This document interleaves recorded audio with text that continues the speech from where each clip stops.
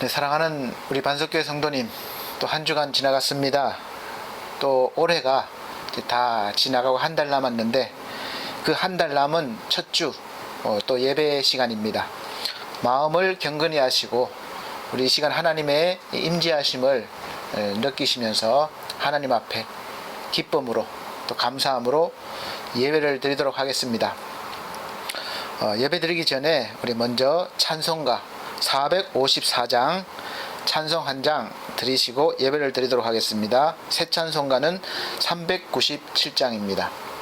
454장 새 찬송가 397장입니다.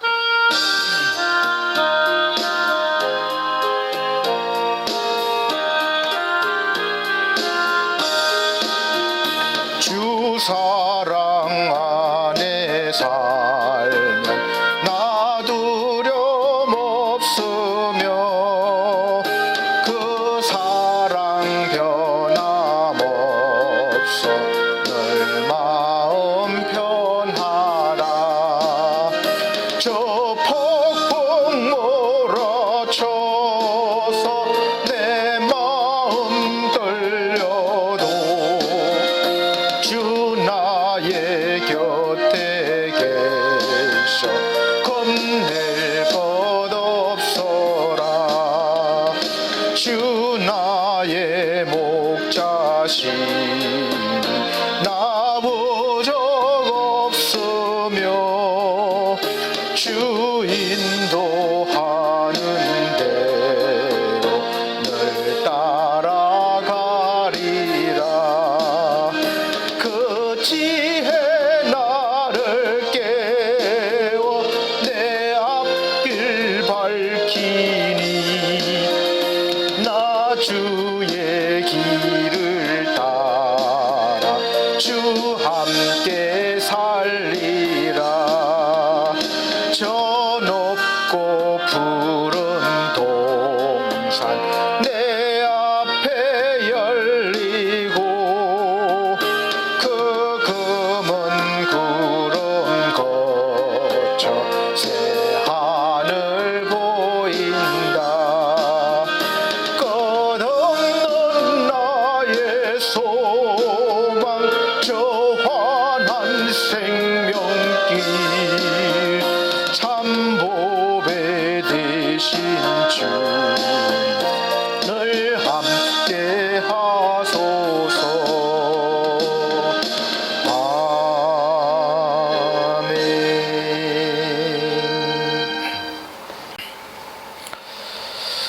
네, 마음을 경건히 하시고 다 같이 묵도하심으로 오늘 12월 첫째 주 예배를 하나님 앞에 드리도록 하겠습니다. 묵도하시겠습니다.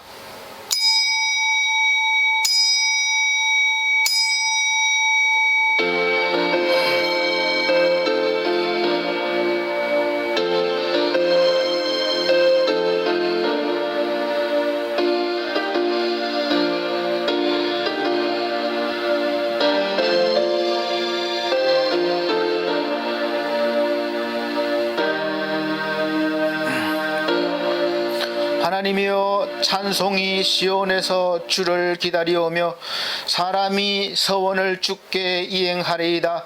기도를 들으시는 주여, 모든 육체가 주께 나오리이다. 죄악이 나를 이겨싸우니 우리의 죄가를 주께서 사하시리이다. 주께서 택하시고 가까이 오게 하사 주의 뜰에 거하게 하신 사람은 복이 있나이다. 우리가 주의 집 곧 주의 성전의 아름다움으로 만족하리이다. 아멘. 네, 찬송가 11장, 새 찬송가 42장으로 찬송 드리도록 하겠습니다. 찬송가 11장, 새 찬송가는 42장입니다.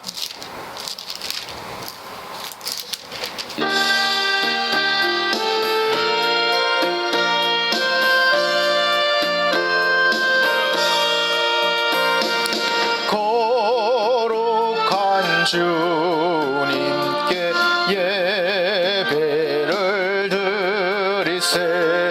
물어볼 꼴어서 영광 돌려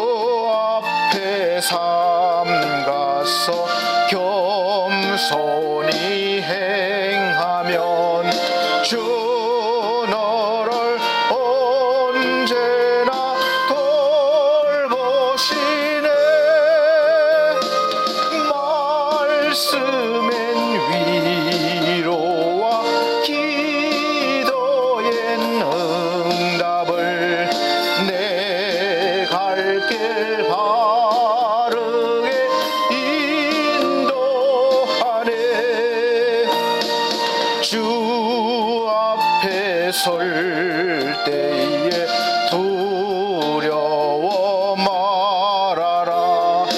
가난한 어뢰를 도우시네. 그와 배론 진리와 온유한 사랑은 주님께 다 바칠 귀한 예물. 떨면서 바치는 이 작은 예물도 주님은 귀하게 받으시네. 어두운 밤 지나고 새 아침 맞으니 주 믿음과 소망을 늘 주시네. 아멘.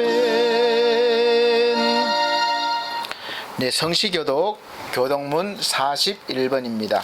찬송가 뒤에 성시교독 41번, 이사야 65장입니다.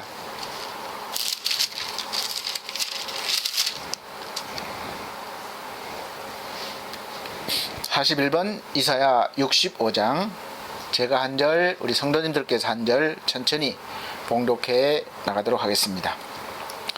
보라, 내가 새 하늘과 새 땅을 창조하나니 이전 것은 기억되거나 마음에 생각나지 아니할 것이라. 너희는 나의 창조하는 것을 인하여 영원히 기뻐하며 즐거워할지니라. 보라, 내가 예루살렘으로 즐거움을 창조하며 그 백성으로 기쁨을 삼고, 내가 예루살렘을 즐거워하며 나의 백성을 기뻐하리니 우는 소리와 부르짖는 소리가 그 가운데서 다시는 들리지 아니할 것이며, 이리와 어린 양이 함께 먹을 것이며, 사자가 소처럼 즙을 먹을 것이며, 뱀은 헐구로 식물을 삼을 것이니 나의 성산에서는 해함도 없겠고 상함도 없으리라. 아멘. 다 같이 사도신경으로 신앙고백 드리도록 하겠습니다. 나는 전능하신 아버지 하나님 천지의 창조주를 믿습니다. 나는 그의 유일하신 아들 우리 주 예수 그리스도를 믿습니다. 그는 성령으로 잉태되어 동정녀 마리아에게 나시고 본디오 빌라도에게 고난을 받아 십자가에 못 박혀 죽으시고 장사된 지 사흘 만에 죽은 자 가운데서 다시 살아나셨으며 하늘에 오르시어 전능하신 하나님 우편에 앉아 계시다가 거기로부터 살아있는 자와 죽은 자를 심판하러 오십니다. 나는 성령을 믿으며 거룩한 공교회와 성도의 교제와 죄를 용서받는 것과 몸의 부활과 영생을 믿습니다. 아멘. 네, 찬송가 다 같이 97장, 새 찬송가 92장 찬송 드리고 기도하는 시간을 갖도록 하겠습니다.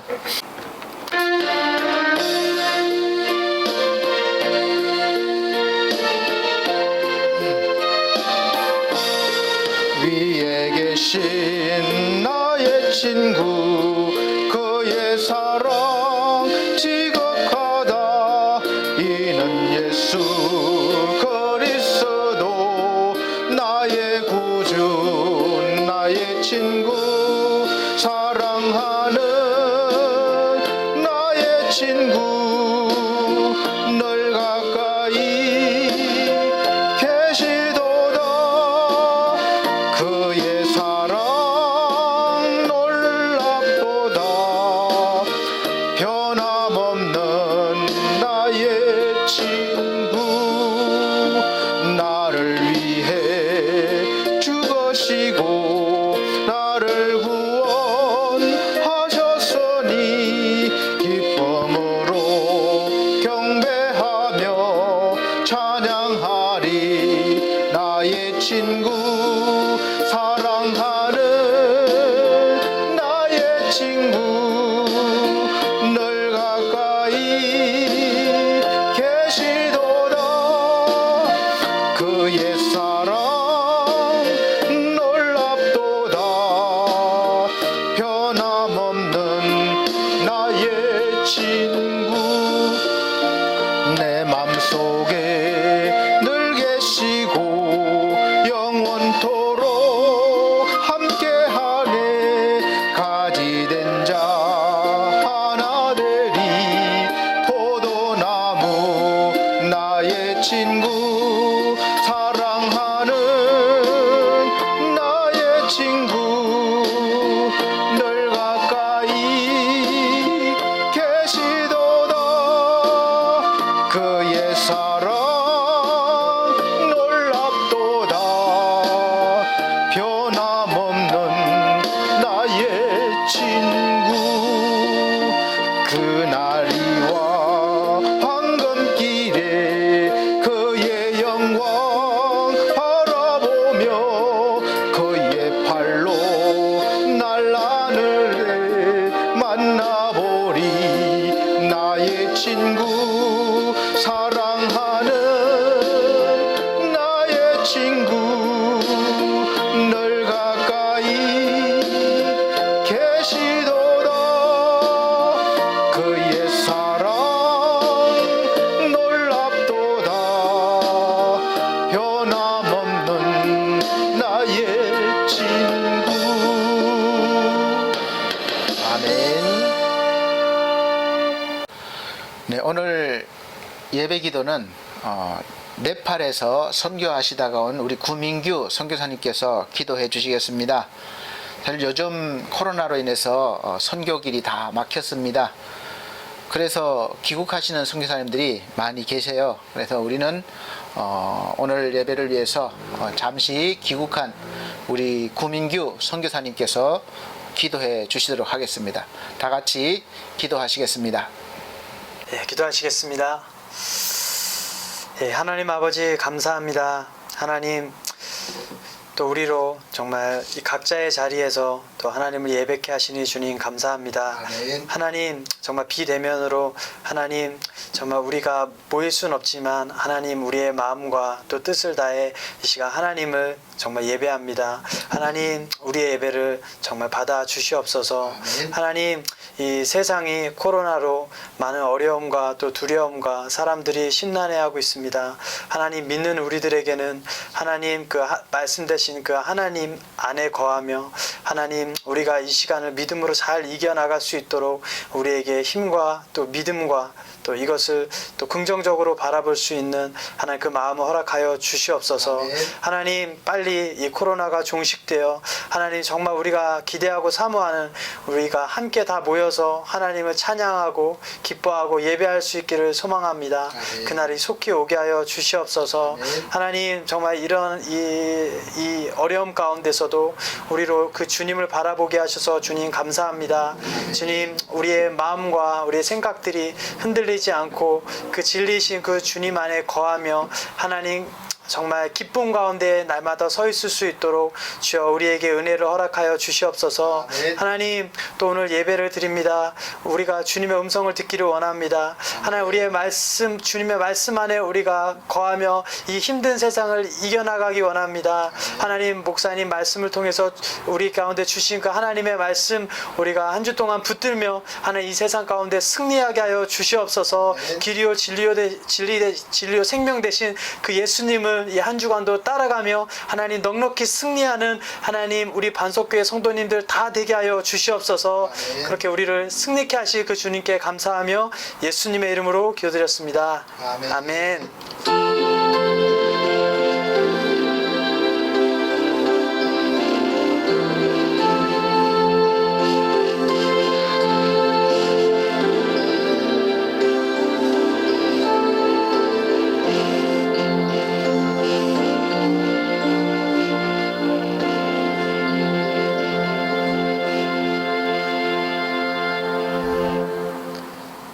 네, 감사합니다.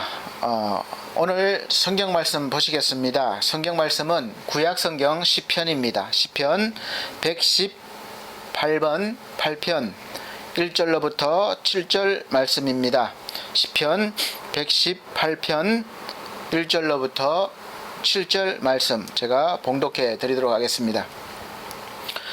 여호와께 감사하라. 저는 선하시며 그 인자심이 영원함이로다.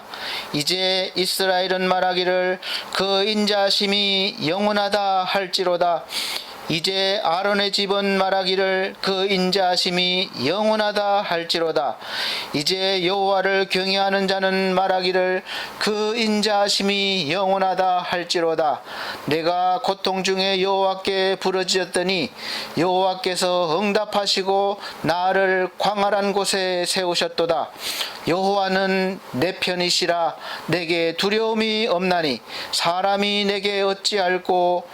여호와께서 내 편이 되사 나를 돕는 자 중에 계시니 그러므로 나를 미워하는 자에게 보응하시는 것을 내가 보리로다. 아멘.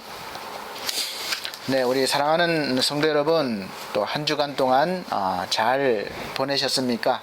위험하고 또 어려운 가운데 이렇게 잘 지내시고 또 예배를 함께 드리게 돼서 감사드리고 또 하나님 앞에 더 영광이 있으시기를 이 시간 간절히 기도하면서 또 그런 소망을 가지면서 우리 성도님들께서 오늘도 하나님 말씀을 통해서 위로받으시고 또 소망을 얻는 시간이 되시기를 예수 그리스도 이름으로 축원드립니다. 오늘 말씀의 제목은 누구의 편에 설 것인가 라는 제목으로 또 말씀을 전하도록 하겠습니다. 사실 우리 인간 역사를 볼 때는 사실 편가르기가 많이 있었던 것 같습니다. 제가 어렸을 때 기억을 생각해 봐도 어렸을 때부터 우리가 이 편가르기 하는 것을 훈련하는 것 같아요. 게임을 할 때도 뭐 우리 기억나는 것이 뭐 내 편 될 사람 여기 붙어라 뭐 이렇게 했는데, 그러면 눈치를 보다가 좀 잘할 것 같은 친구한테 가서 얼른 이렇게 편이 되는 거죠. 그래서 편이 갈려서 이제 게임을 하기 시작합니다. 그래서 자기 편인지 아니면 적의 편인지 구분해서 서로 협력하기도 하고 또 적대시하기도 하죠. 그래서 어느 줄에 서야 할지 상황을 잘 판단해서 편을 서고 줄을 서야 나중에 손해를 보지 않습니다. 이 세상 원리예요. 크게는 보면 이 나라와 나라 사이도 그렇습니다. 요즘 우리나라가 참 어느 편에 서야 될지 고민을 많이 해야 될 그런 상황인 것 같습니다.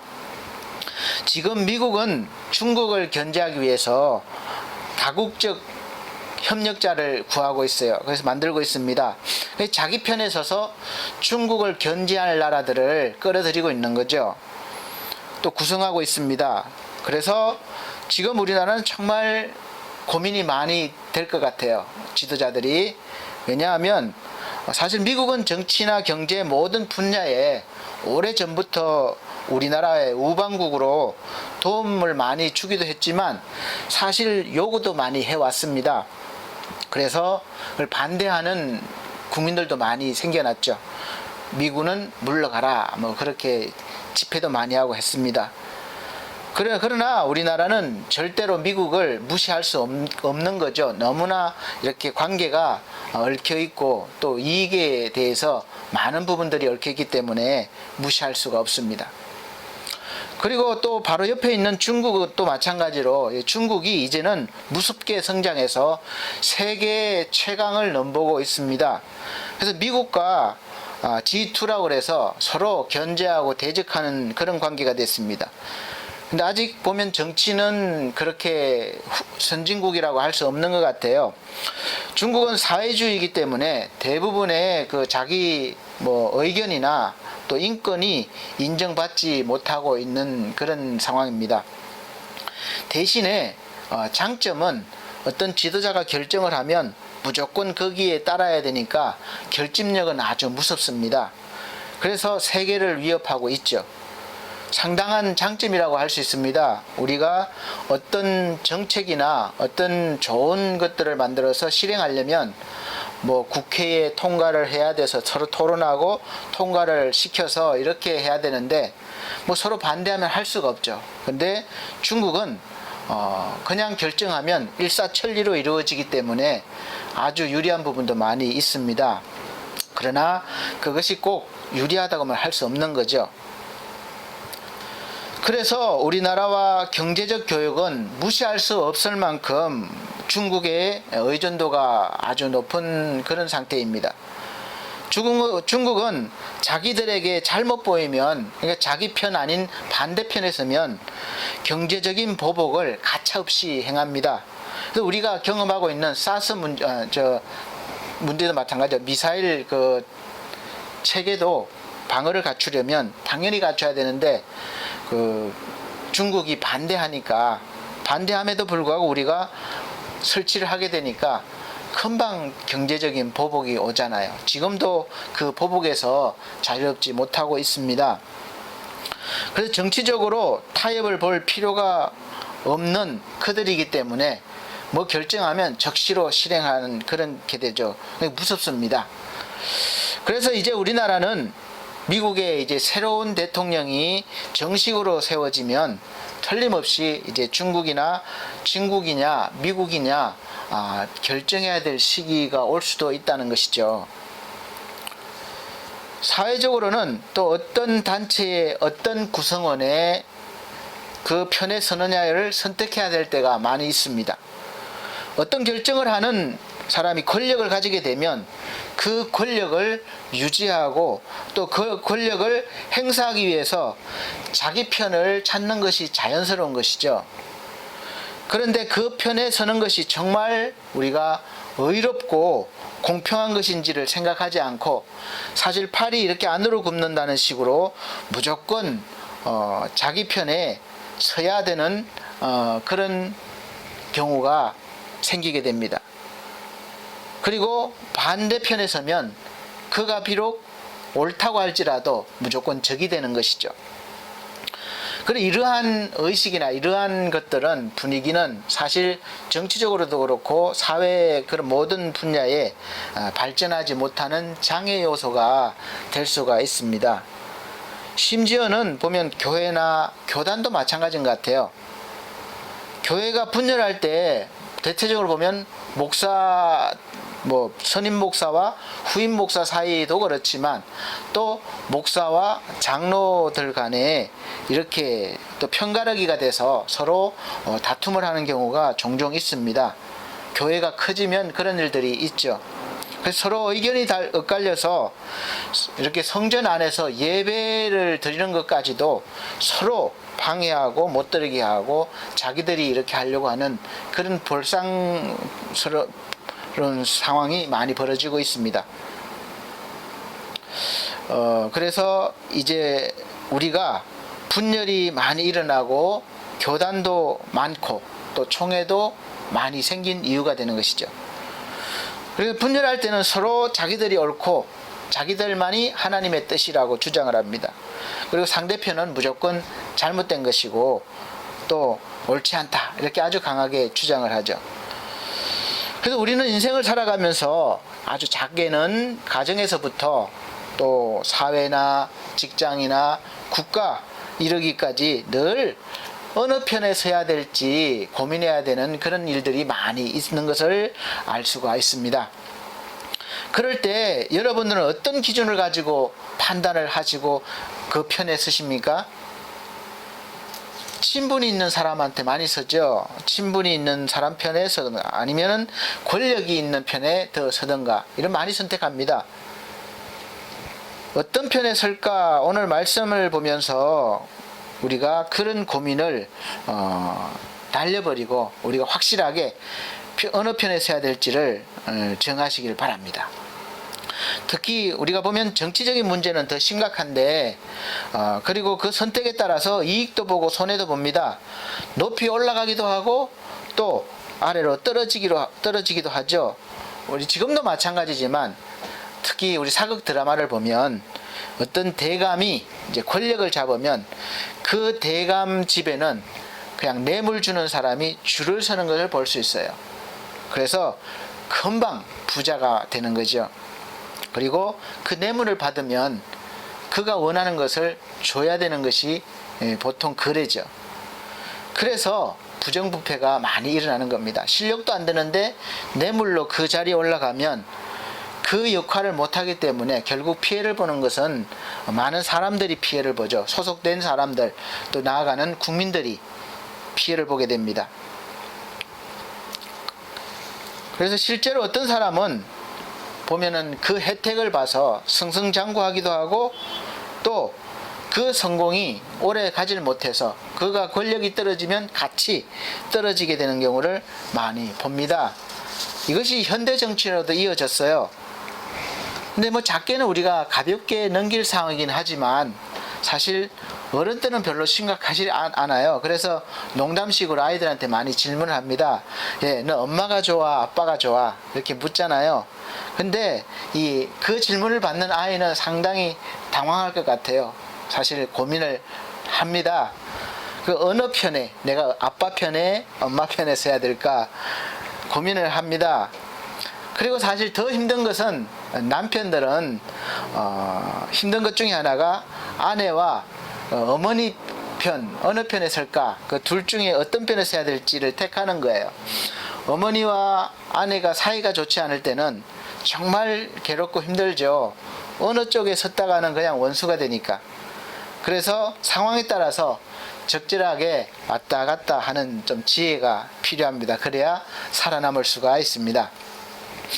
우리 사랑하는 성도 여러분, 여러분에게 하나님이 지금 여러분 편에 서 계신 것 같습니까? 오늘 말씀에 보면 하나님은 내 편이시라, 그렇게 시편 기자가 확신하게 말하고 있습니다. 미국의 링컨 대통령이 남북전쟁 때 누가 묻습니다. 하나님이 누구 편입니까? 이렇게 묻는 질문에 하나님이 누구의 편이기보다는 내가 하나님 편이 돼야 된다, 뭐 이런 말을 했다고 합니다. 대부분 대답을 하는 사람들은 자기의 형편과 처지를 가지고 판단하고 그것이 옳다고 믿습니다. 그래서 판단도 정의나 공평과는 거리가 멀 때가 많죠. 옳고 그러냐를 떠나서 자기 이익을 위해서 결정하기 때문에 그렇습니다. 지금 자기의 형편이 잘 풀리고 또 괜찮으면 나는 하나님 편이라고 믿고, 또 반대로 어렵고 기도해도 문제가 풀리지 않고 여전히 고통 가운데 있으면 하나님은 내 편이 아닌가 보다, 이렇게 우리가 은연중에 믿게 되는 거죠. 이러한 생각과 판단은 상당한 오류가 있고 잘못이라는 것을 성경은 말씀하고 있습니다. 사사기서를 보면 전체 내용이 우리 인간은 항상 자기 옳은 소견대로 하는 것을 볼 수 있습니다. 판단하고 행하고. 그래서 하나님 편이 아니라 항상 반대편에 서서 하나님 마음을 아프게 하는 거죠. 하나님은 항상 징계를 통해서 그 잘못된 선택을 깨닫게 하시는 것을 볼 수가 있습니다. 그래서 하나님은 항상 우리 편이시기를 원하시지만 우리 편에 서실 때는 하나님의 기준 안에 들어가야 하는 것이죠. 무조건 편들지는 않습니다. 하나님이 내 편인지 아닌지는 항상 우리가 내 기분이나 어떤 환경 상황이나 그런 것에 근거하지 않고 항상 우리는 성경을 근거로 해석하고 판단하고 믿어야 합니다. 하나님을 제대로 알려면 우리가 편견을 버리고 이제 백지 상태로 말씀을 들어야 되는 거죠. 내 고집과 내 기준이 있는 상태에서 하나님 말씀을 들으면 그 말씀조차도 편향적으로 치우치게 됩니다. 내 기준에 따라서 이렇게 말씀이 다르게 해석되는 거죠. 하나님은 항상 우리 인간을 향해서 선의 편에 설 것인지 악의 편에 설 것인지에 관심을 가지십니다. 우리가 어떤 일을 통해서 이익을 얻느냐 손해를 보느냐 보다는 의로운지 불의한지를 더 중요하게 보시는 거죠. 그런데 우리는 반대로 이 일을 통해서 내가 이익을 보느냐 손해를 보느냐에 따라서 옳고 그름이 갈라지게 됩니다. 그래서 우리 인간 세상에서 일어나는 모든 일들은 이 선과 악의 싸움이라고 보시면 되겠습니다. 크게 봐서는 그렇죠. 그리고 그 선과 악을 판단하는 기준은 우리의 도덕과 사람이 만든 어떤 세상적인 법도 중요하지만 하나님은 언제나 그런 도덕이나 법보다는 언제나 하나님의 말씀으로 우리를 대하시고 판단하셨습니다. 그래서 내가 잘못했을 때 세상 법에 의해서 내가 처벌을 받고 정당한 대가를 치렀다고 할지라도 우리가 하나님 앞에 용서를 받지 못하면 그 죄는 계속해서 남아있는 것이 됩니다. 내가 뭐 세상에서 다 값을 치르고 해결했다고 해서 하나님 앞에 그 죄가 사라진 것은 아니라는 거죠. 우리 기독교인이라면 언제나 어느 편에 서야 할지를 때가 되면 우리가 사람이나 정치적인 이념이나 또 이익이 되느냐 그런 이유보다는 의로우신 재판장이신 하나님이 인정하시고 기뻐하시고 온전하신 뜻이 무엇인지 늘 분별하고 하나님이 기뻐하시는 그 뜻을 따라 우리가 선택을 하고 그 편에 서야 될 것입니다. 로마서 12장 2절 보면 그래서 너희는 이 세대를 본받지 말고 보통 기준을 가지고 있는 이 세대를 본받지 말고 오직 마음을 새롭게 함으로 변화를 받아 하나님의 선하시고 기뻐하시고 온전하신 뜻이 무엇인지 분별하도록 하라. 이 분별을 할 수 있어야 됩니다. 그런데 우리가 더 깊이 알아야 할 것은 하나님께서 의롭게 보시고 하나님의 뜻이라고 선택하고 순종하는 사람에게 다 이익이 있고 또 다 즐겁고 좋은 일이 아닐 수도 있다는 것을 먼저 알아두셔야 됩니다. 우리가 하나님 믿으면 언제나 나에게 이익이 있고 좋은 일이 있고 또 잘되고 이렇게만 생각하면 큰 오류에 빠지는 것이죠. 예수 그리스도는 하나님의 뜻에 철저하게 순종하셨고 또 하나님의 의를 세우시고 또 그 의를 우리에게 주시기 위해서 늘 하나님 편에 서 계셨지만 그 길이 항상 평탄하고 또 편안한 길이 아니라 오히려 고통스럽고 수치스러운 십자가의 길이었고 또 고통과 멸시와 사망의 길이었습니다. 그래서 이제 우리 그리스도인들은 지금까지 우리 한국교회 특성상 뭐 복받을 것만 강조하고 믿어왔지만 그러나 이제는 우리가 반대로 그거를 뛰어넘어서 이제 고난도 또 깊이 묵상하고 감당할 수 있어야 된다고 믿습니다. 그래서 하나님에 대한 지식이 좀 더 풍성해지고 또 더 깊어져야 되는 것이죠. 그러면 우리가 이제 내가 생각하는 복의 개념이 달라지기 시작합니다. 우리가 복이라고 말하면 보통 좋은 것만 생각해 왔습니다. 잘 되는 것만 생각해 왔어요. 그것이 바로 하나님의 복이라고 믿어 왔습니다. 또 들어왔죠.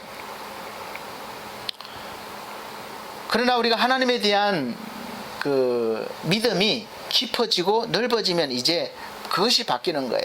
사도 바울처럼 내가 강한 것이 복이라고 생각했는데 오히려 사도 바울은 약한 것이 복이라고 고백하게 됩니다. 그것이 하나님의 은혜라고 고백을 하는 것을 볼 수 있습니다. 왜냐하면 그 이유가 바로 내가 약하기 때문에 하나님만 의지하고 하나님을 바라볼 수 있기 때문에 그렇다는 거예요. 그래서 내가 언제나 하나님 편에 약한 것 때문에 설 수 있다는 거, 그것이 복이라는 것이죠.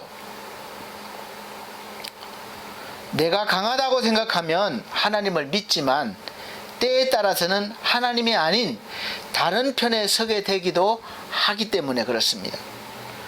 그리고 더 이상한 것은 하나님 편에 서서 믿음으로 사는 것이 손해를 보고 심지어 고난을 당하더라도 좌절하거나 이 마음이 상하거나 그렇게 하지 않고 또 오히려 그것을 당연하게 여기고 또 기쁘게 여기게 된다는 아주 신비한 일이 벌어지는 것입니다.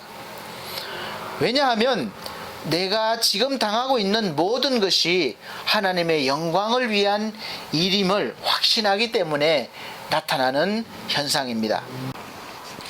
그래서 예수 그리스도처럼 하나님 편에 서서 복음을 전하다가 또는 믿음을 지키며 믿음으로 살다가 받는 그런 고난에 대해서는 당연하게 생각하고 받아들였습니다.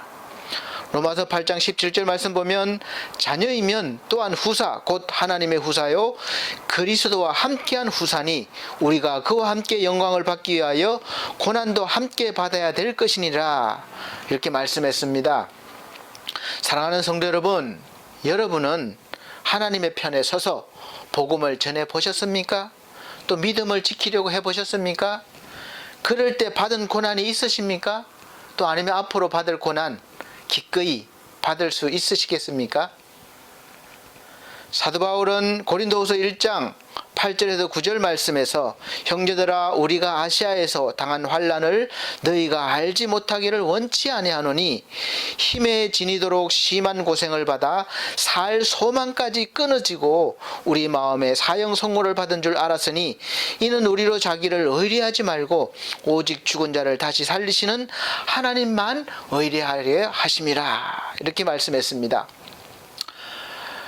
성경 속에 보면 참 왜 이렇게 바보같이 사는 사람들이 많이 있는 줄 모르겠습니다. 지금 우리 그리스도인과 우리와 비교되지 않습니까? 우리는 사실 저부터도 억울한 것 참지 못합니다. 그리고 믿음의 도전을 받는 것도 참지 못해요. 그리고 힘에 눌리는 것도 참지 못합니다. 그래서 더 강한 힘을 가지고 물리쳐야 되고 또 억울함을 해결하기 위해서 우리도 온갖 세상 방법을 동원해서 또 행하는 것을 서슴지 않게 되는 거죠. 안타까운 것은 우리 기독교인들이 너무 투쟁적이 되었다는 겁니다. 그 결과로 우리 기독교가 좀 힘이 있어 보이는지는 모르겠지만 그 반대로 오히려 우리를 통해서 나타내시려는 하나님의 모습은 점점 그럴수록 희미해져 가고 하나님은 영광을 받지 못하시는 안타까운 일이 벌어지고 있는 것이죠. 여러분, 사도 바울이 힘이 없었습니까? 지식이 없었습니까? 바보였나요? 그는 그 당시에 권력과 지식을 겸비한 자였습니다. 그가 왜 이런 그런 고난을 자체하고 또 당연하게 받아들이고 있습니까? 그 이유는 바로 우리로 자기를 의뢰하지 말고 오직 죽은 자를 다시 살리시는 하나님만 의뢰하게 하심이라. 아멘. 이것이 바로 하나님의 편에 선 사람들의 고백이자 하나님의 편에 선 이유도 되기도 합니다. 우리는 대부분 교만해서 저부터 그래요. 뭔가를 가지면, 힘을 가지면 금방 하나님을 의뢰하지 않고 자기를 의뢰하려고 합니다. 마치 다윗이 전쟁에서 이겨서 군사수를 세기 위해서 백성들을 계수한 것처럼 하지 말라고 그랬는데 숫자를 세알인 것처럼 우리는 늘 그런 힘을 원하고 또 과시하고 싶어 하죠. 그리고 자기를 의뢰함으로 하나님의 영광을 가리는 일을 하게 되는 경우를 종종 볼 수가 있습니다. 그래서 하나님은 그런 교만을 잠재우고 겸손으로 무장하게 하기 위해서 하나님은 우리 그리스도인들에게 고난을 허락하시는 것입니다. 그래서 받은 은혜와 능력으로 자기의 성공과 출세를 위해 살지 말라는 하나님의 뜻이기도 합니다. 디모데후서 1장 8절 말씀에는 그러므로 내가 우리 주의 증거와 또는 주를 위하여 갇힌 자 된 나를 부끄러워 말고 오직 하나님의 능력을 쫓아 복음과 함께 고난을 받으라 이렇게 말씀했습니다. 하나님의 편에 선 사람은 하나님의 은혜와 능력도 받지만 또한 고난도 받게 되어 있다는 것입니다. 그러나 그런 고난을 고난으로 받아들이지 않고 오히려 유익한 일로 받아들이는 그런 사람들이 믿음의 사람이요 능력의 사람인 것입니다. 그래서 많은 사람들이 고난이 내게 유익이라고 고백을 하게 되는 것이죠. 세상에서 힘이 있는 사람들과 세상 권력의 편에 서면 어떤 면에서는 우리가 탄탄대로를 걸을 수 있을지도 모르겠습니다.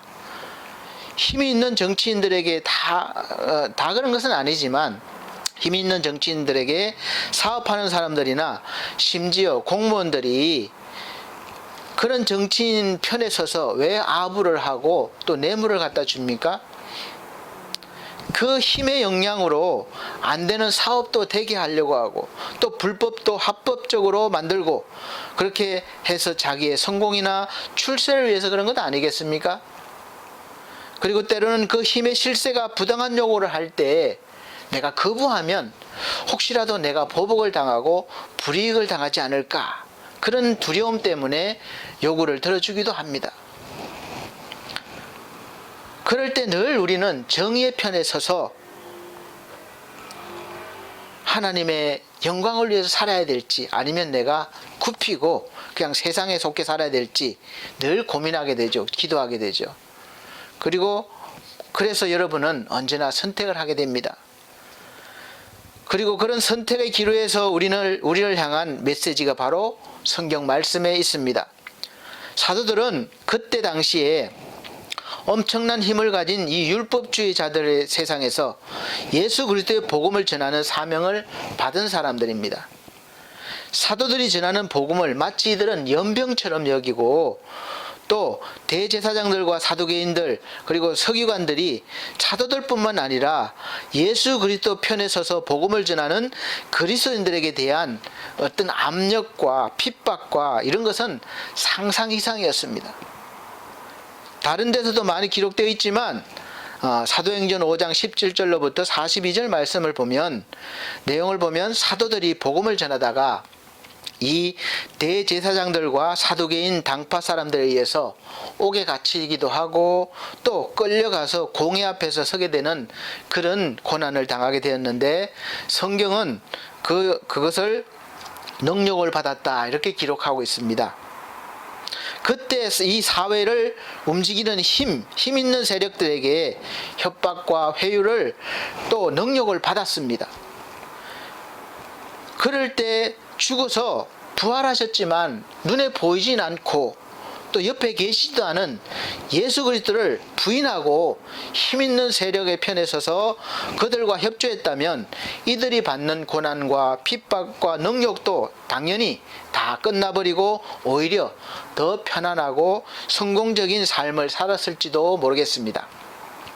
그러나 사도들의 선택은 단호했습니다.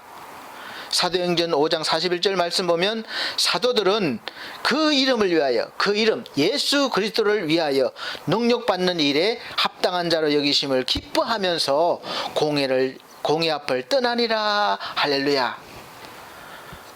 그들이 오히려 그 이름 예수 그리스도의 편에 서서 그의 이름을 위해서 능력받고 손해받고 핍박당하는 일에 당연한 것으로 여기고 더 이해가 안 되는 것은 오히려 그렇게 된 것을 기뻐하면서 공회 앞을 떠났다 이렇게 말씀하고 있습니다. 여러분 이해가 되십니까? 제가 조금은 이해가 되는 것이 있는데 제가 예전 기억을 생각해 보면 청년 시절에 막 불같이 뜨거울 때가 있었습니다. 그때 구역 예배도 청년들 데리고 구역 예배도 드렸는데 상봉동 쪽에 개발되기 전에 일반 주택가였어요. 옛날 집들. 그럴 때는 이 화장실도 수세식이 아니었고 다 퍼는 퍼세식이었습니다. 근데 어떤 한 청년 집에 가서 예배를 드리고 이렇게 앉아 있는데 저는 문 앞에서 예배를 인도하고 있는데 집 주인이 이제 불신자였던가 봐요. 그래서 예배 드리면 자기들 망한다고 화를 내면서 그 화장실에 있는 그 똥바가지라고 그러죠. 그걸로 똥을 퍼서 그냥 방으로 갖고 들어온 거예요. 그리고 방 앞에서 제가 제일 앞에 있었는데 그냥 붙지는 못하고 화를 내면서 막 욕을 하고 하면서 이렇게 흔드니까 그 안에는 이게 흔들리니까 쏟아지는 거죠. 막 쏟아지는데 머리로 옷으로 막 쏟아지는 거예요. 그럴 때 어떤 마음이 들겠습니까? 그냥 불같이 화를 내고 이 사람이 제정신인가 이렇게 싸울 수도 있어요. 근데 그때 성령의 붙잡아 주심, 성령의 감동, 성령이 함께 하는구나 느꼈던 제가 신앙생활 하면서 처음 확신했던 그런 은혜의 순간이었습니다. 그때는 뭐 전혀 더럽다거나 화가 난다거나 또 뭐 그런 것이 아니라 그 자체가 너무 감사한 거예요. 주님 때문에 내가 이런 일을 당하는 것에 대해서 너무 감사하고 감격했습니다. 그래서 그런 경험을 하니까 오늘 말씀이 이해가 되는 거예요. 기뻐하면서 공회를 떠나니라. 사랑하는 성도 여러분, 여러분들이 사업을 하거나 사회생활, 직장생활 하거나 사회생활 할 때 반드시 그곳을 주도하고 있는 힘 있는 세력이 있습니다. 그리고 그 힘 있는 세력들은 늘 자기 편에 서기를 원하죠. 우리가 그를 대적하거나 또 거부하면 그 힘을 가지고 온갖 수단 방법을 가리지 않고 손해를 입히고 불이익을 주려하고 있습니다. 더 깊이 생각해 봐야 되는 것은 그 힘이 원하는 것이 정말로 의냐 불이냐 그걸 선택하는 것이 아니라 거의 대부분이 도덕과 법을 넘어서서 무조건 맹종하기를 바라는 것이죠. 그럴 때 갈등이 생깁니다. 예수 믿는 나로서 무시하고 정말로 대적을 해야 되느냐, 불이익을 무릅쓰고 핍박을 받고 어떤 불이익이라도 감수하고 내가 하나님의 의를 나타내야 되느냐, 아니면 내 자리를 지키기 위해서 나 혼자도 아니고 가족들도 있는데 지키기 위해서 내가 그냥 모르는 채 양심을 속이고 들어주느냐, 아니면 그냥 이것도 저것도 아니고 그냥 떠나버리느냐, 이런 선택의 기로에 설 수가 있겠습니다. 그리고 그럴 때 우리 기도하죠. 정말 열심히 하나님 어떻게 해야 됩니까? 도와주세요. 기도하는데 그럴 때 드는 생각이 꼭 있습니다. 정말 하나님 내 편이십니까? 그런 생각이 들죠. 하나님이 계시다면, 내 편이시다면, 하나님의 공의가 있으시다면 지금 이런 일들이 나에게 어떻게 일어나고 이런 일들을 나를 힘들게 합니까? 하나님 해결을 왜 안 해주십니까? 그렇게 생각하고 또 기도할 수가 있겠습니다. 그리고 그러다가 이제 하나님을 바라보기보다는 그들을 대적할 어떤 세상의 힘을 같이 준비하는 거죠. 그리고 멋지게 한번 이겨보고 싶고 복수하고 싶어 합니다. 그리고 승리했을 때, 해결됐을 때 보란듯이 하나님의 이름으로 승리했노라고 간증할 것입니다. 그러나 성도 여러분, 과연 그런 방법들이, 똑같은 세상의 방법들이, 더 심한 방법들이 정말 하나님께서 원하시는 그런 방법일까요? 그 방법은 예수 그리스도 편에 서서 주님을 바라보면 제대로 된 방법인지 아닌지 알 수가 있습니다. 마태복음 26장 47절로부터 54절까지 보면 대제사장들과 이 백성들의 장로들에게서 파송된 큰 무리가 금과 몽치를 가지고 예수님을 잡으려고 왔습니다. 이런 방법이 세상에 속한 권력들이 하는 일들이에요. 그들은 언제나 자신들이 가진 힘으로 제압하려고 하는 거죠. 보여주려고 하는 거예요. 어떤 때는 법과 원칙도 없습니다. 그런데 그때 예수의 제자였던 좀 다혈질이었던 베드로가 칼을 빼서 종의 귀를 잘랐습니다. 칼로 대적을 한 거죠. 똑같이 세상의 방법으로 대항하려고 하는 것을 보고 예수께서 꾸짖으시면서 하시는 말씀이 있습니다. 마태복음 26장 52절로 53절 말씀에 이에 예수께서 이르시되 내 금을 도로 집에 꽂으라. 금을 가지는 자는 다 금으로 망하느니라. 너는 내가 아버지께 구하여 지금 12영 더 되는 천사를 보내시게 할 수 없는 줄로 아느냐. 이 말씀은 온 우주를 다스리시는 예수 그리스도께서 힘이 없어서 연약해서 잡혀주시고 채찍에 맞아주시고 또 죽으시는 것이 아니라는 거예요. 그리고 그 이유를 말씀하고 있습니다. 계속해서 54절에 내가 만일 그렇게 하면 할 수 있다는 거죠. 그런데 그렇게 하면 이런 일이 있으리라 한 성경, 이런 일은 예수께서 고난당하시고 우리를 위해서 십자가에서 죄 때문에 십자가에 죽으시라 한 이 성경 말씀이, 성경이 어떻게 이루어지리요 하시더라. 성경은 하나님의 말씀이자 약속입니다. 그리고 약속은 반드시 말씀대로 이루어져야 되는 거예요. 그렇지 않으면 하나님은 거짓말하는 분이시기 때문에 그렇습니다.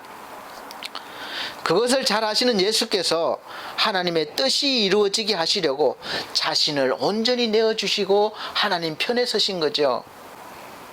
사랑하는 성도 여러분, 지금 세상은 코로나와 정치적인 여러 가지 얽힌 문제 때문에 그야말로 혼돈스러운 시대입니다. 세계를 향해서는 어느 나라의 편에 서야 될지 또 손을 내밀어야 될지 결정하기 어려운 시대예요. 미국이나 중국이나 일본 어떤 나라가 우리나라 편이고 우리는 어느 편에 서고 어느 손을 잡아야 국익을 높일 수가 있을까 고민해야 될 시기이긴 합니다.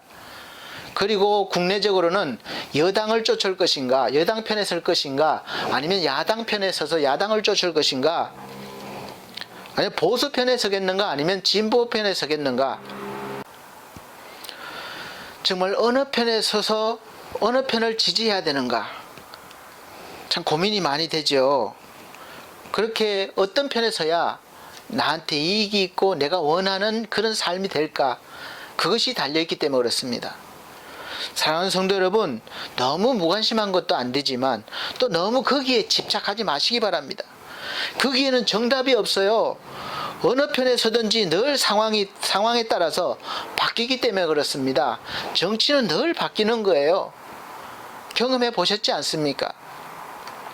그래서 오늘의 적이 내일에는 아군이 된다는 말도 있고, 오늘의 적이 내일은 내 편이 된다는 말도 있고, 또 오늘 내 편이 내일은 적군이 된다는 말이 있습니다.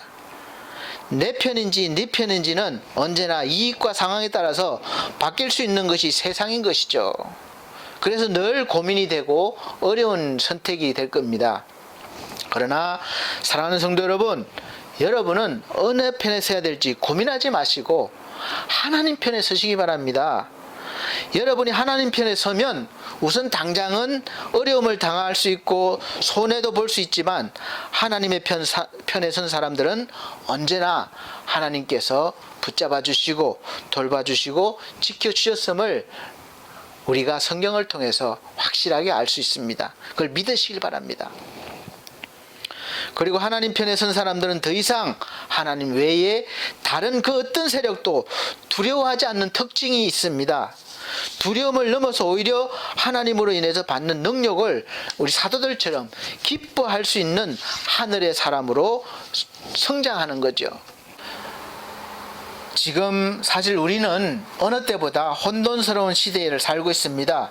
코로나뿐만 아니라 정치적으로도 그렇고 그야말로 사회적으로도 그렇고 혼돈스러운 시대입니다. 세계를 향해서는 어느 나라 편에 서야 할지 손을 내밀어야 할지 결정할 때이지만 어렵습니다. 미국과 중국과 일본 어떤 나라가 우리 편이고 우리는 어느 편에 서야 할 가장 국익을 높일 수가 있겠습니까? 그리고 우리가 지금 개인적으로는 여당을 쫓을 것인가, 아니면 야당 편에 서서 야당을 쫓을 것인가, 여러분 어느 편에 서시겠습니까? 아니면 보수 편에 서시겠어요? 아니면 진보 편에 서시겠어요? 갈라져서 서로 지금 주장이 다르고 대립하고 있습니다. 늘 그래 왔어요.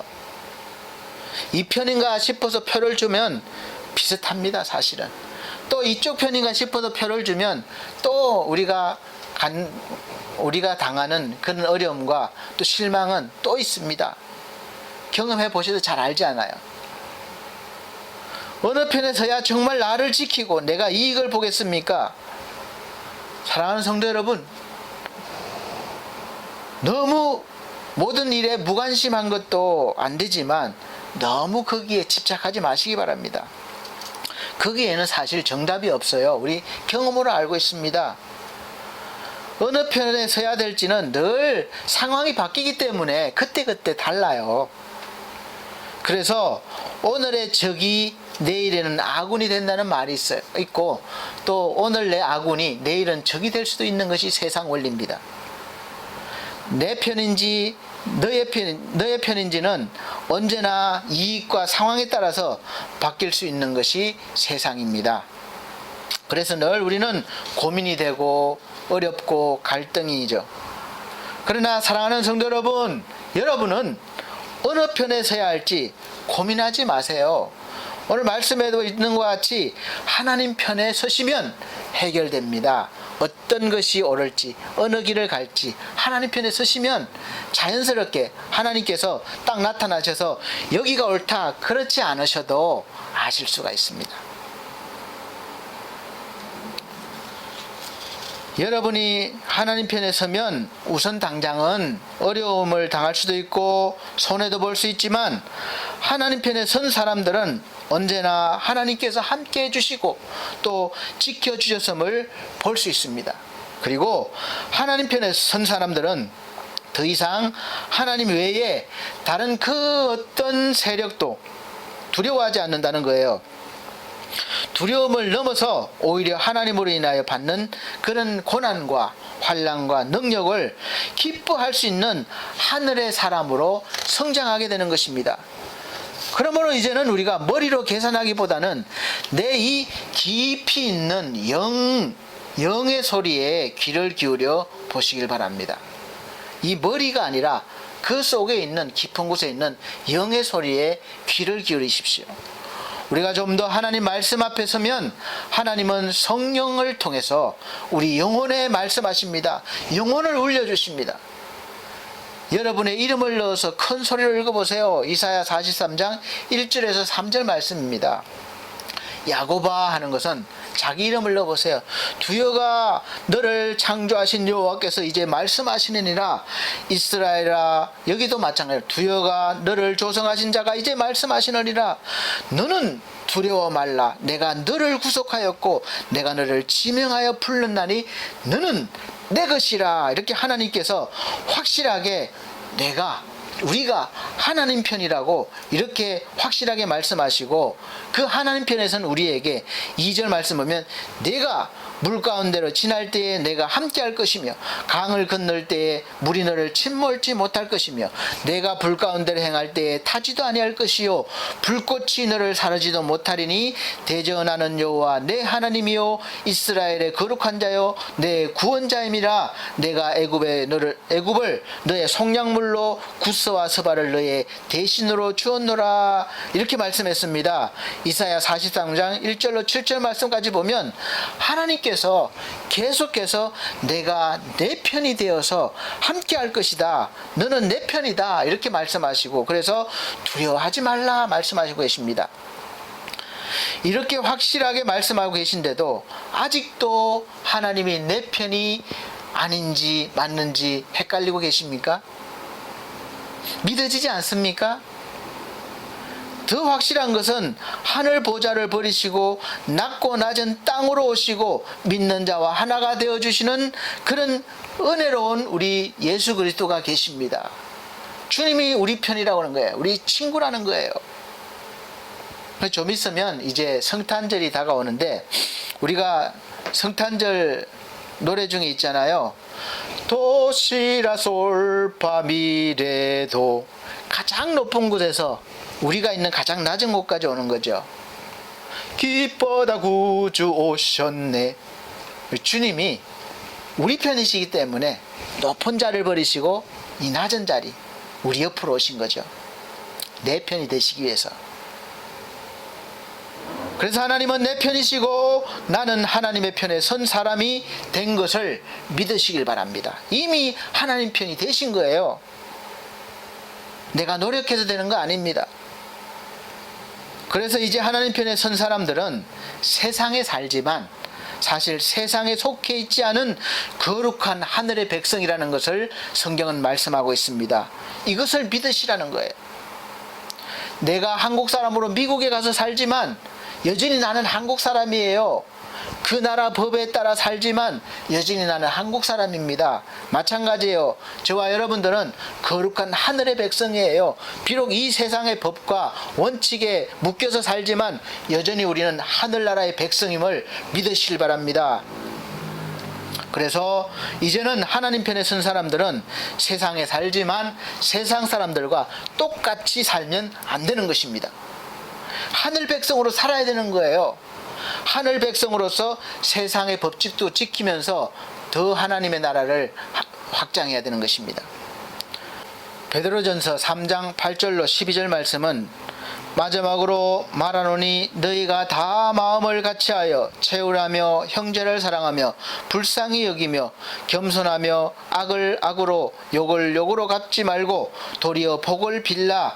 이를 위하여 너희가 부르심을 입었으니 이는 복을 유업으로 받게 하려 하심이라. 그러므로 생명을 사랑하고 좋은 날 보기를 원하는 자는 혀를 금하여 악한 말을 그치며 그 입술로 계율을 말하지 말고 악에서 떠나 선을 행하고 화평을 구하여 이를 쫓으라. 아멘. 사랑하는 성도 여러분, 왜 우리가 이렇게 합니까? 악을 악으로 갚지 않고 욕을 욕으로 갚지 않고 오히려 그들을 위해서 왜 복을 빌어야 합니까? 그 이유를 12절에서 말씀하고 있습니다. 주의 눈은 의인을 향하시고 그의 귀는 주의 간구에 기울이시되 주의 낯은 악행하는 자들을 향하시느니라 하였느니라. 자, 하나님의 눈은 우리를 향했네. 우리 의인이잖아요. 그러니까 우리를 향하시고 사랑의 눈으로 보시고 또 우리가 간구하는 소리에 관심을 가지시고 귀를 기울여 주신다는 거예요. 그러나 악행하는 자들에게는 하나님의 노여움의 낯으로 심판하시는 것입니다. 우리가 심판하지 않아도 하나님께서 심판해 주신다는 거예요. 그래서 우리는 오히려 그들을 불쌍히 여기고 복을 빌어주라는 겁니다. 사랑하는 성도 여러분, 지금 여러 가지 상황으로 어렵고 힘든 가운데 있을지라도 우리가 세상의 편에 서서 세상 방법으로 해결하지 말고 하나님을 향하여 눈을 드시고 하나님 편에 서셔서 하나님이 말씀하시는 대로 행하시길 바랍니다. 그 해결 방법은 더 힘들고 어렵고 더 오래 지속될 수도 있습니다. 오래 갈 수도 있어요. 금방 해결 안 될 수도 있어요. 그러나 그것이 하나님 뜻이라면 우리가 능히 기쁘게 여기고 행해야 할 것입니다. 근데 우리는 대부분 막 그러지 않잖아요. 막 내가 뭔가를 하려고 그러잖아요. 사실 바로 저를 보고 하는 말입니다. 하나님께서 항상 저와 여러분 편이 되으시어서 우편에 계시며 하나님의 복을 유업으로 받게 하심을 믿으시길 바랍니다. 이런 사람은 이제 시편 118편 28절에서 29절 말씀처럼 노래할 수 있습니다. 주는 나의 하나님이시라 내가 주께 감사하리이다.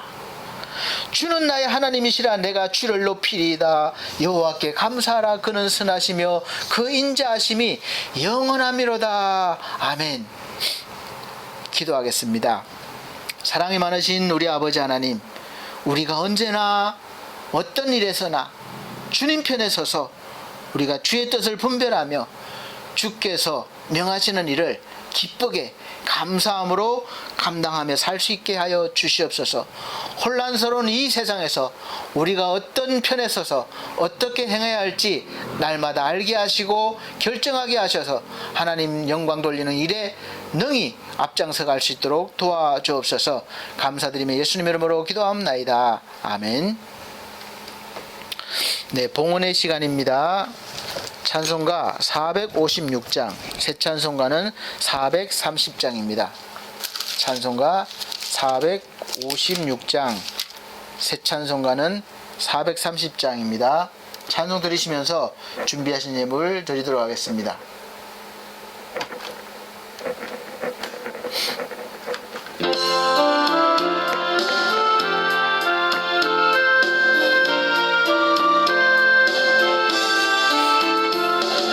주와 같이 길 가는 것 즐거운 일 아닌가. 우리 주님 걸어가신 발자취를 밟겠네. 한 걸음 한 걸음 주 예수와 함께 날마다 우리는 걷겠네. 어린아이 같은 우리 미련하고 약하나 주의 손에 이끌려 생명길로 가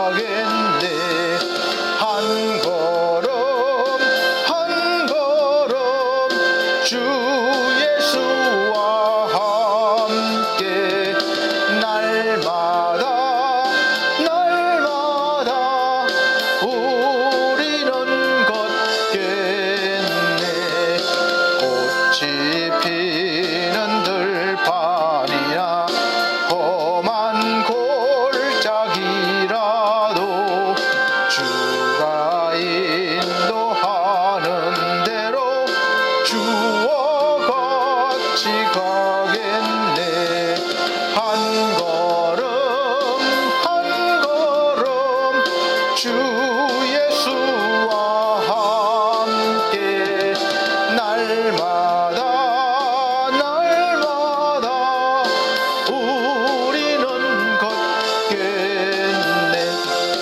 옛날 선지의 녹같이 우리들도 천국에 들려 올라갈 때까지 주와 같이 걷겠네. 한 걸음 한 걸음 주 예수와 함께 날마다 날마다 우리는 걷겠네. 아멘. 드려진 예물을 위해서 기도드립니다. 전주에 드린 예물은 이렇게 자막으로 올렸습니다. 빠진 분도 있겠지만 있을지 모르겠습니다. 그러나 다음 주에 확인해서 계속 올려드리고 있으니까 걱정하지 마시고 또 하나님께서 기억하시고 또 은혜를 베풀어 주실 것을 믿으시기 바랍니다. 기도하겠습니다. 우리 하나님, 하나님의 은혜 감사해서 감사 예물과 주정헌금과 또 11조와 또 각종 예물 드렸습니다. 우리 하나님 귀한 예물 또 받아주시옵소서. 또 몸으로 마음으로 또 재능으로 귀한 손길 또 드렸습니다. 하나님 앞에 드려진 귀한 예물과 귀한 것들 위해 우리 하나님 복에 복을 더하시고 날마다 주의 은혜로 살게 하시며 넘치는 믿음의 삶을 살게 하여 주시옵소서. 함께 하심을 믿습니다. 저들이 늘 주님이 동행함을 깨닫게 하시고 믿게 하시고 힘을 얻게 하여 주옵소서. 예수 그리스도 이름으로 축복하고 기도함나이다. 아멘. 네, 교회 앞에 광고 말씀 드리겠습니다. 네, 참 안타깝게 코로나가 계속 심하게 유행되고 있는 추세입니다. 항상 조심하시고 늘 위생 신경 써주시기 바랍니다. 손소독, 마스크 꼭 착용하시고 자주 손 씻어주시기 바랍니다. 그리고 연말 모임 하지 마시고 또 될 수 있으면 모이는 자리를 피하시길 바랍니다. 그리고 계속해서 성도들의 우리 가정과 직장과 사업을 위해서 기도해 주시기 바랍니다. 그리고 우리 예배는 11시 동영상으로 계속 드리고 있습니다. 좀 이제 잠잠해져서 함께 모이나 싶었는데 더 심해져서 당분간 모여서 하기는 힘들 것 같습니다. 계속해서 우리 이렇게 보지 못하고 비대면으로 드리지만 늘 믿음 잃지 마시고 이런 기회에 믿음을 더 굳건히 하셔서 은혜 가운데 사실 수 있기를 간절히 소망합니다. 그리고 우리 권사님, 자율봉 원사님, 우리 최의주 성도, 그리고 지상준 영혼, 근호춘 영혼을 건강회복을 위해서 기억하시고 늘 기도해 주시기 바랍니다. 61장 찬송 드리고 예배를 회하도록 하겠습니다. 새 찬송가는 54장입니다.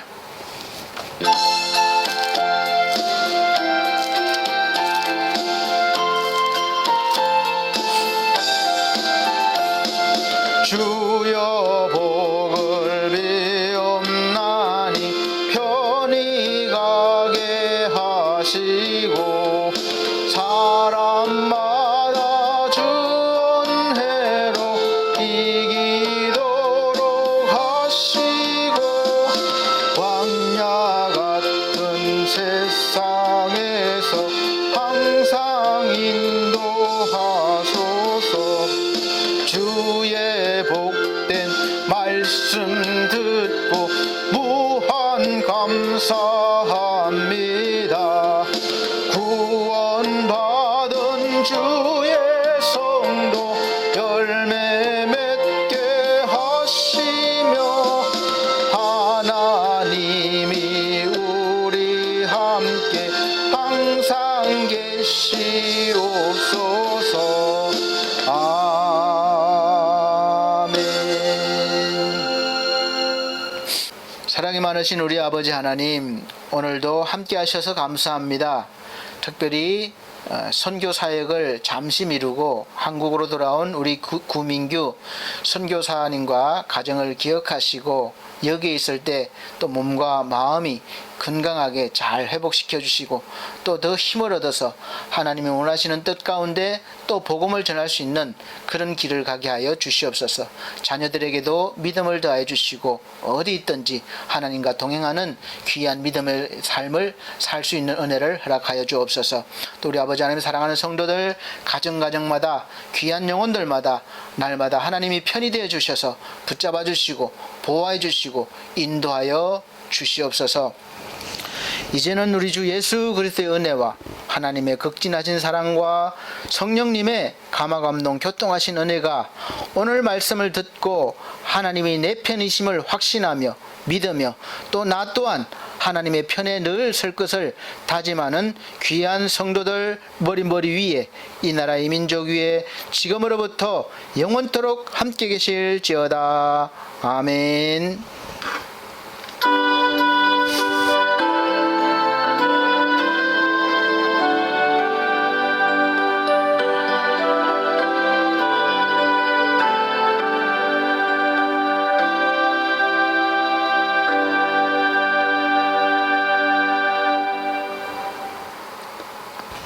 감사합니다. 하나님께 영광 돌립니다.